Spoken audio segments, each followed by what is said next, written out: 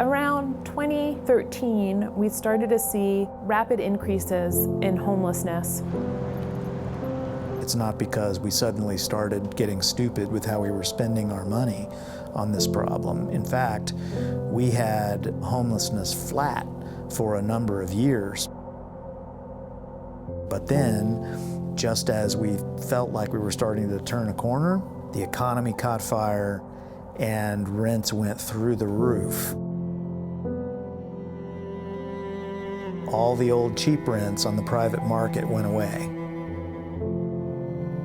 And so people kind of at the bottom of the economic ladder, they were no longer able to scrape it together.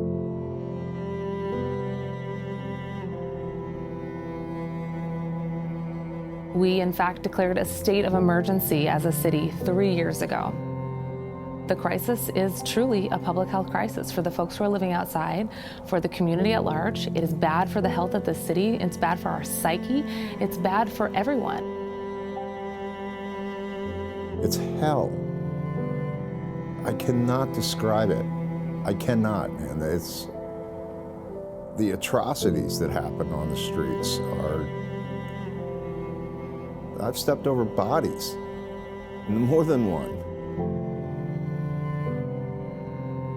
There's a variety of studies that show that it costs anywhere from $50,000 to $100,000 or more per year per person, just because of the expensive passive public costs that are associated with managing their homelessness through emergency responders and law enforcement and the court system, compared to $16,000 to $22,000 a year to provide that person with permanent supportive housing. We actually have a neat solution to all of that through Housing First and permanent supportive housing. It is a win, win, win, win.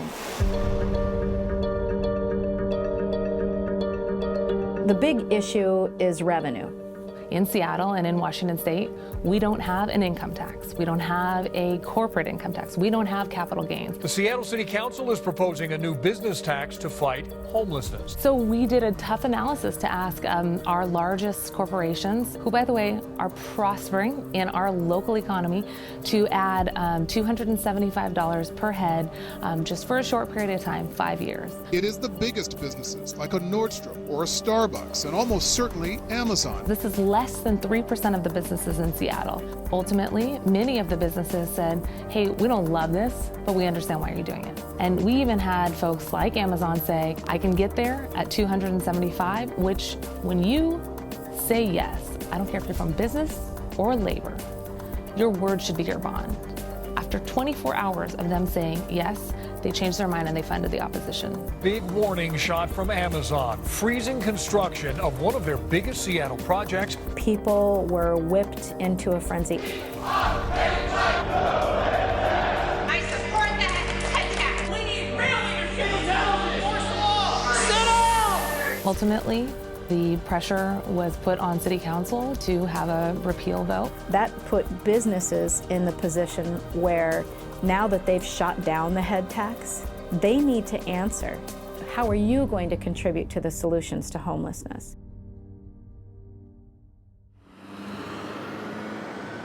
During this time, I was invited to come and talk on a number of what I would call very conservative outlets. And there was one individual who kept nodding his head, and he contacted me afterward and said, I want to work with you on solving chronic homelessness. How do we do this? And so we hatched the Third Door Coalition. Everyone who comes and talks to me says, it's amazing that you have this disparate group of people sitting together and talking, and there's a hunger for people want to be part of that. The Third Door Coalition it's about bringing unlikely allies together. Folks from business, folks from academia, and a couple of service providers who are focused on addressing chronic homelessness through permanent supportive housing, and that's DESC and Plymouth Housing. The head tax is a good example. I mean, there were business leaders, and Howard was very vocal about no head tax. Daniel was on the head tax committee. I was involved. The thing that I got excited about after that whole public issue was coming together, the third door, that we are not going to get into these battles, right? We're going to full steam ahead and get some housing done. Through something like the Third Door Coalition, we are for the first time a motley group of people with different ideologies and perspectives and experiences speaking in one voice. And that makes us all more powerful. Why don't we go get 50 companies, $1 million each, 250 over 5 years. We go to the state, said, you've got a mental health funding issue, 250, we get 150 city, 150 county. And oh, by the way, you have some laws to change and some zoning, and all that has to happen together. Then that answers what is business going to do? Here's an answer, right? And this is the big numbers, and then there's all sorts of other stuff. But it's huge. That's fantastic. And so she's like, I figure it was 800 million. I said, so this is, we're in the ballpark of if you're going to do something, it's not little. What I'm hoping will come out of various conversations that are happening, including at Third Door, is that we get a robust revenue package that we can either pass here at City Council, King County Council would agree to, or at the ballot. We've seen that happen. In Los Angeles, they brought together this broad coalition that had business at it, that had the Hilton at it, along with labor unions and community organizations and housing advocates. And they passed a $1.2 billion tax package. And we've seen it happen in San Francisco, where we have a really progressive tax measure that just passed. And one of their large tech companies put money into supporting the effort. In this city that calls itself progressive, I am hoping that we can come together instead of fighting each other. And I have to tell you, I'm hoping we can do it real soon.